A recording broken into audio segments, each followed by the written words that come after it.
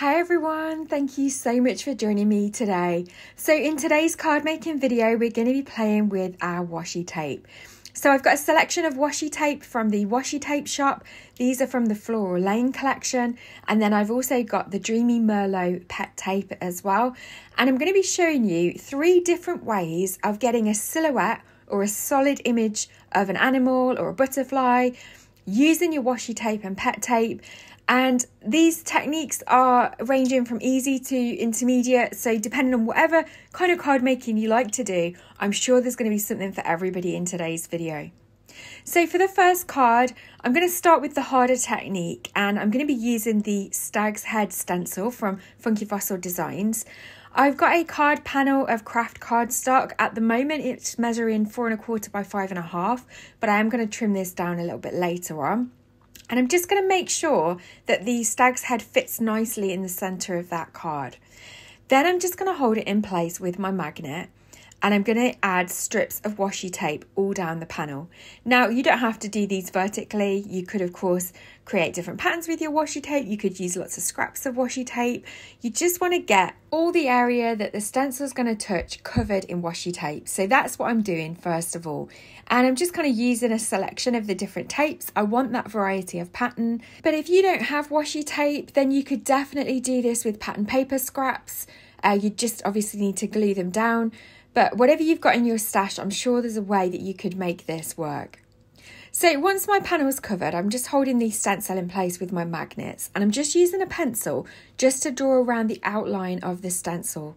So this is just going to be a rough guide for me so that I'll be able to cut out the image freehand. Now, in a previous video, I showed you doing this technique, cutting through the stencil, and you could definitely do that. But I felt that this might be a little bit easier to cut it freehand with a penciled outline. So you are going to need a cutting knife for this technique. So I'm just going to be using my cutting knife here, and I'm going to zoom in closer a little bit so that you can see the penciled outline, because I know it's not very visible on the camera, but I can see where those lines are. And I'm going to really kind of focus on a strip at a time or a section at a time, and then that way we can peel off the washi tape as we go, which will help you to see how the outline's going to look when it's finished. And I just think this is a really fun technique. It's a great way of getting a slightly different result on a card. It's a different way of using your stencils, and I just think the finished effect looks really lovely. So you can see here at the bottom of the card, I can just peel off all of those sections. Again, if you've missed a little bit, you can just go back in and cut them. And you are not putting too much pressure down with your craft knife. So I'm not pressing so that I'm cutting the card. I just want to cut the washi tape. So you don't need a lot of force in order to be able to do that. And the trickier bit of this design is going to be around the antlers. So don't be afraid to bring your stencil back in if you just need to check exactly where those lines are. You can always cut a little bit through the stencil as well if you find that easier. But yeah, you can easily just come back in as I'm doing here with my craft knife and the stencil, and then it just makes it a little bit easier to cut out those more intricate bits. So this is what I'd call the more intermediate card making technique first of all. I thought I'd get the difficult one out the way with first. I know not everybody has the patience in order to be able to do this, but I think the end result is really worth it, and it doesn't really take a massive amount of time. Obviously I've sped this up for the purpose of the video, but it took me about 15 minutes to do the whole process. So I think it's worth it. I think the effect looks really nice, and I just think it's a great way of using your stencils and your washi tape in a slightly different way. And you can see here that the fiddly bits are just the antlers. They're what's taken perhaps most of the time. So I keep having to bring my stencil back in, and I do find it a little bit easier to cut around the stencil when I'm cutting off these antlers. So just be careful with your craft knife. Obviously you don't want to go through your stencil if you can help it. But yeah, you can definitely use it as a guide. And I just think that looks really pretty when it's finished. So I'll pop that to one side, and I'm going to show you the next technique before we turn all of these into cards. So again, I'm just going to layer this scrap of white cardstock with strips of the washi tape. And again, I'm using the Floral Lane washi tape here. I'm just going to fold the ends under there. And then I've got these lots of birds dies from Paper Rose Studios, and I'm just going to die cut 2 of those birds.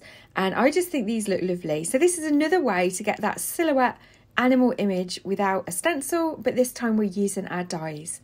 And I think this looks really great with the stripes of the washi tape and the different patterns. You could definitely do this again with strips of pattern paper if you don't have any washi tape or you've got some scraps that you want to use up. But yeah, I think it just gives a really fun effect. So the third way of using our tape, I'm going to be using the pet tape for this one, is to create it as the background image, basically using it a bit like pattern paper. So I'm going to die cut that butterfly from that white panel of cardstock, and then I'm going to use the pet tape as the background. And because the pet tape's clear, you can kind of overlap it a little bit and it's not overly obvious. So I'm just peeling off the backing tape, and then I can go ahead and stick it down to my panel. And just like washi tape, if you're careful, you can reposition it, so you can always move it a little bit, but it is a little bit more tricky to move than washi tape. So I'm just going to trim that little bit of pet tape down just so that I can add that to the end of this section. And then we'll have that lovely background panel. And so that's what's going to be visible through the butterfly window that we've created. So I've gone ahead and die cut that aperture out of the front panel. And we're going to turn this into a shaker card today. I haven't made a shaker card for a long time, so I thought I'd turn this one into a shaker. So I'm going to flip that over and just add a piece of acetate over the back. So this is a scrap of acetate that I had in my stash. I'm just going to trim that down, and then I'm going to add some liquid glue to stick it in place because I don't have any thin red line tape at the moment. So you could definitely use double-sided tape if you've got it thin enough.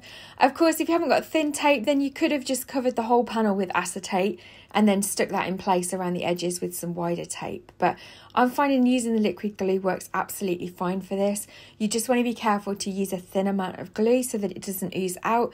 And if it does, then just wipe it off the acetate before it dries. Or if it has dried, then you could use some rubbing alcohol or some hand gel just to get any kind of marks off the acetate. So I left it in place for a moment with my magnets just so that the glue had time to grab, and then I'm going to go ahead and add some foam tape all around the shaker window. And again, I haven't got any thin foam tape at the moment, so I'm using this thicker foam tape and then I'm just trimming it down where needs be. Now you only need to make sure that the foam tape is sealed all around the shaker area. So you can see I've just made sure that the area where the butterfly is definitely sealed, and then I can just add a few bits around the outside where I've missed it. Of course, if I'd had thinner tape, the back would have looked a bit neater, but then no one's going to see that, so it really doesn't matter. I thought I'd add a red border just to the front of the card, just so that I've got a frame. I was going to use my blending brush, but I decided just to come in directly with the ink cube to the cardstock.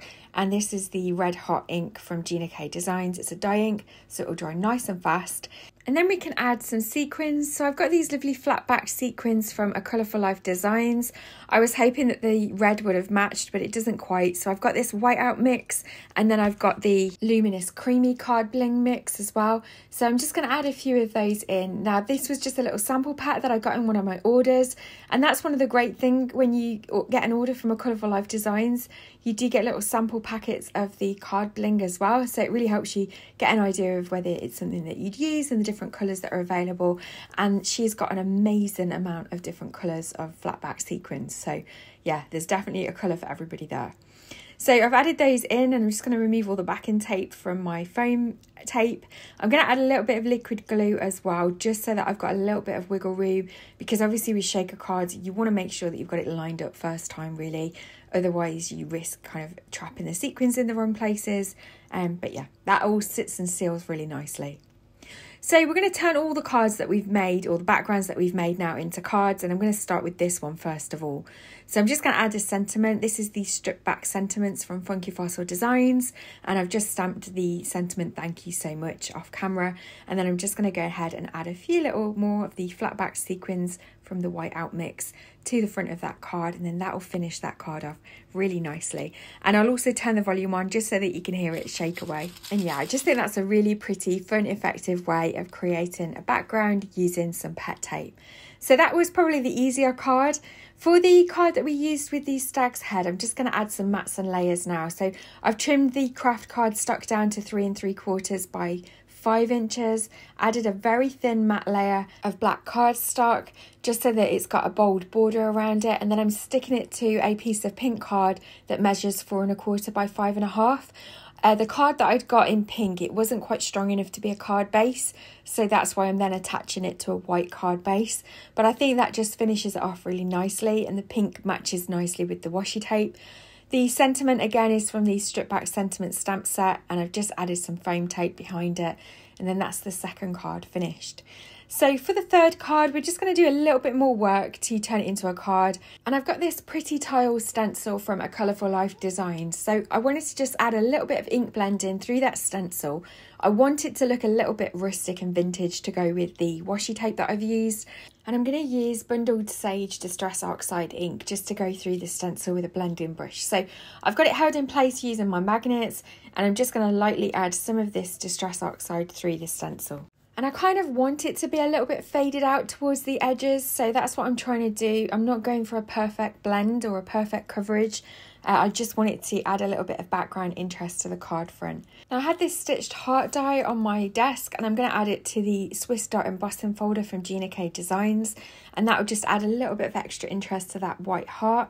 And then I've got this happy anniversary sentiment die from Creative Expressions, which I'm just going to glue down to the heart. You may have noticed that I'm using some Barely Arts glue today.